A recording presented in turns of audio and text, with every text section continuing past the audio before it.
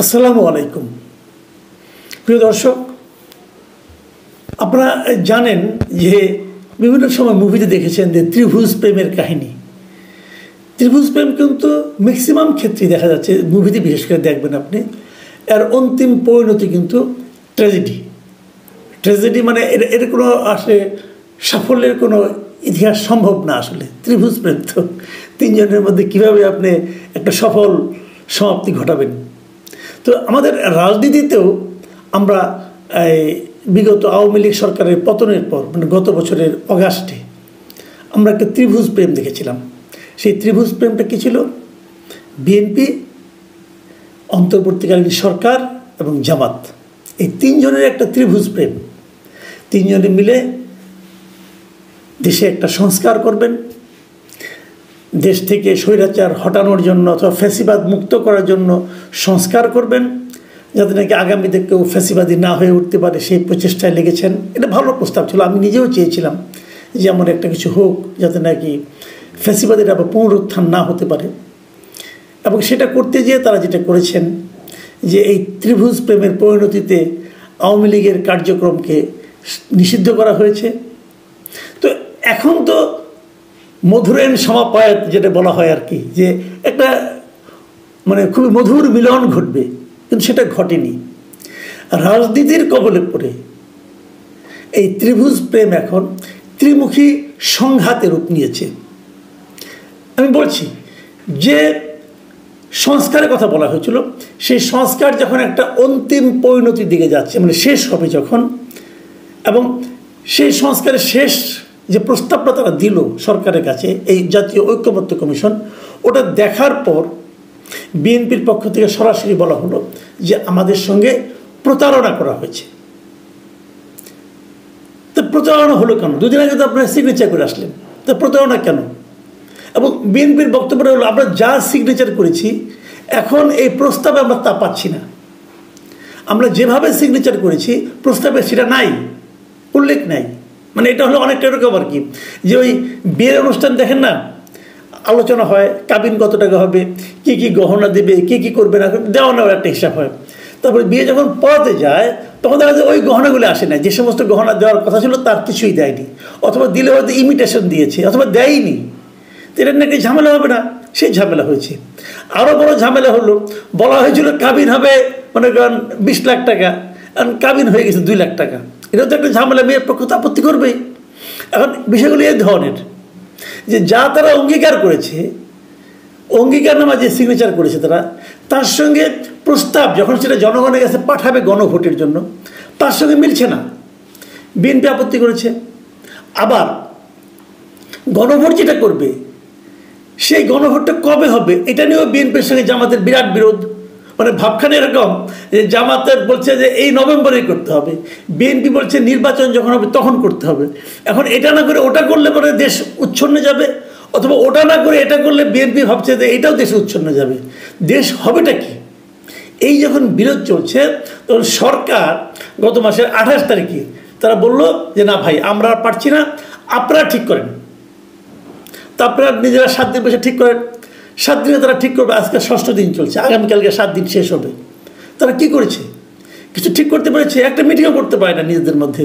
এবং এটাও খুব ভ্যালিড যে যে জিনিসটা 8 মাস ধরে মিটিং করে, প্রতিদিন মিটিং করে করে করে করে তারা সমাধান করতে পারেনি, সেই বিরোধ 7 দিনে কীভাবে সমাধান হবে?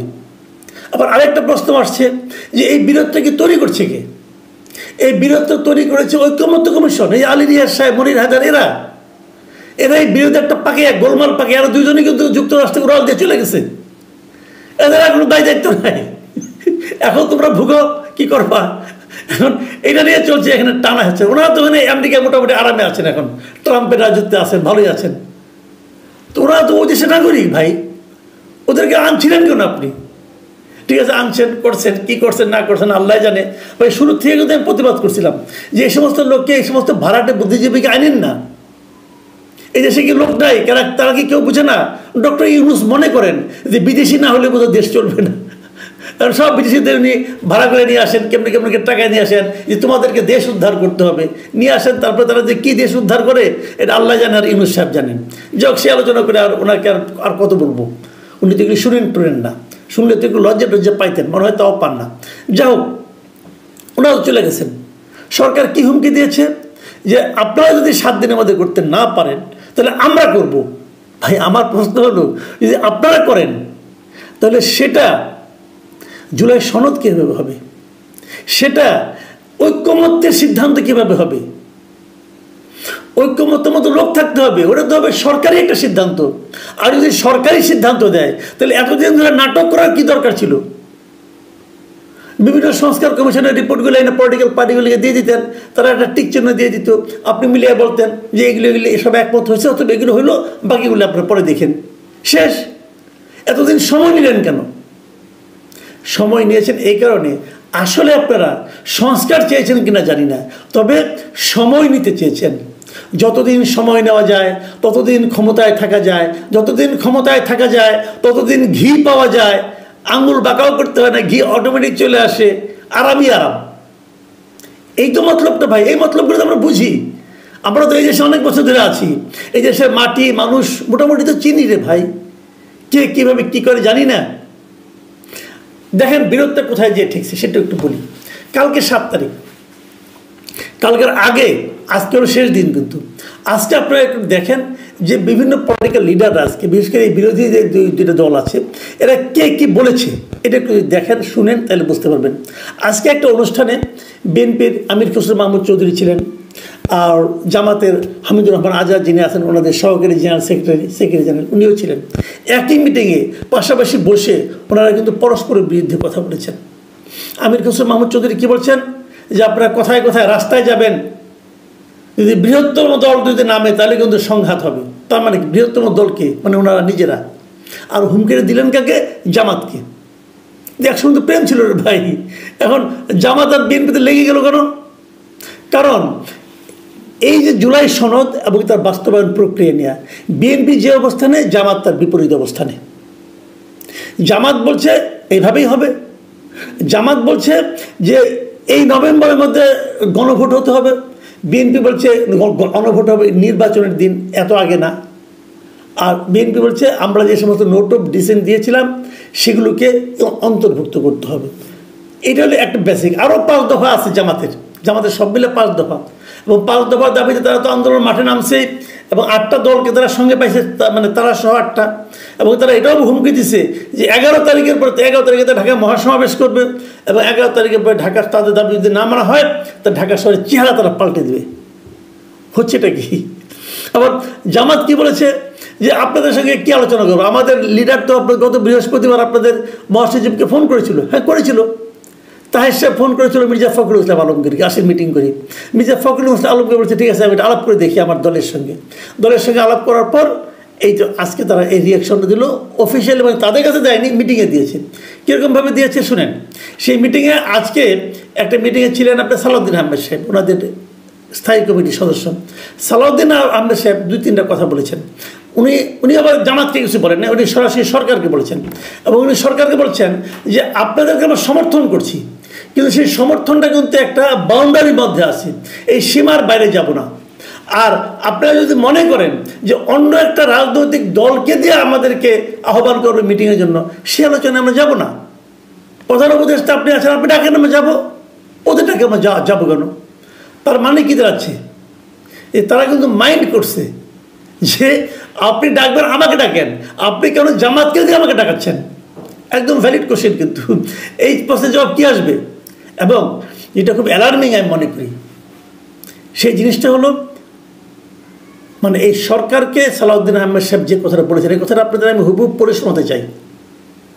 শুনে উনি কী বলেছেন? উনি বলেছেন আপনারা কোনো নির্বাচিত সরকার নয়, এটা আপনারা যেন সবসময় ইয়াদ রাখেন। সরকারকে বলতেছে কিন্তু যে আপনাদের মনে রাখা দরকার। কেন মনে রাখা দরকার? যে আপনারা যদি অনির্বাচিত সরকার হন, আপনাদের অনেক কিছু করার ইখতিয়ার নাই, এবং আপনাদের পেছনে কোনো জনসমর্থন নাই। এটা বিএনপি লোক বলতেছে। এবং আরও বলেছেন আপনাদের এরকম কোনো ইখতিয়ার নাই আমাদেরকে ডিকটেট করা যে 7 দিনের ভিতরে আপনার সিদ্ধান্ত না হলে আমরা সিদ্ধান্ত নেব। মানে এই যে আপনি ডিকটেট করেছেন 7 দিনের মধ্যে সিদ্ধান্ত নেন, নাহলে আমরাই সিদ্ধান্ত নিয়ে নেব, এইটা করার আপনার কোনো ইখতিয়ার নাই। কে কাকে ওয়ার্ন করছে? বিএনপি সতর্ক করে দিচ্ছে অন্তর্বর্তীকালীন সরকারকে, এবং তারপর ফিনিশিংয়ে এই কথাটা বলেছেন, এত শক্তি প্রদর্শন আপনাদের বোধহয় মানায় না। দেখুন, অনেকদিন আগে আমি একটা কথা বলেছিলাম যে এই সরকারের সবচেয়ে বড় স্ট্রেংথ হচ্ছে বিএনপি, কিন্তু আনফর্চুনেটলি এটা সরকারও বোঝে না, বিএনপিও বোঝে না। এটা ছিল আমার অভিমত। এখন মনে হচ্ছে বিএনপি স্বাবলম্বিত্ব প্রাপ্ত হচ্ছে। এখন বিএনপি বুঝতে পেরেছে, অথবা বলতে শুরু করেছে, হয়তো আগেও বুঝতো, বলতে শুরু করেছে যে তারাই হলো সরকারের সবচেয়ে বড় স্ট্রেংথ, এবং এই জন্য তারা সেই স্ট্রেংথটাকে প্রত্যাহারের হুমকি হয়তো দিচ্ছে না, কিন্তু সরকারকে মনে করিয়ে দিচ্ছে যে এত শক্তি প্রদর্শন আপনাদের মানায় না। তাহলে দাঁড়ালোটা কি? রাজনীতির খপ্পরে পড়ে বিএনপি, জামাত, অন্তর্বর্তীকালীন সরকার, এই যে ত্রিভুজ প্রেম, এটা বোধহয় ত্রিমুখী সংঘর্ষে পরিণত হচ্ছে। আমরা জানি না এই প্রেম আবার রিস্টোর করা যাবে কিনা, যদি যায় তাহলে কি হবে আমরা এটাও জানি না। যদি এই সংঘাত চলতে থাকে তাহলে সংস্কারের বা ভবিষ্যৎ কি, নির্বাচনের বা ভবিষ্যৎ কি, সবচেয়ে বড় কথা আমাদের দেশের গণতন্ত্রের বা ভবিষ্যৎ কি? প্রিয় দর্শক, আপনারা ভাবুন। এখন এ পর্যন্তই। আল্লাহ হাফিজ।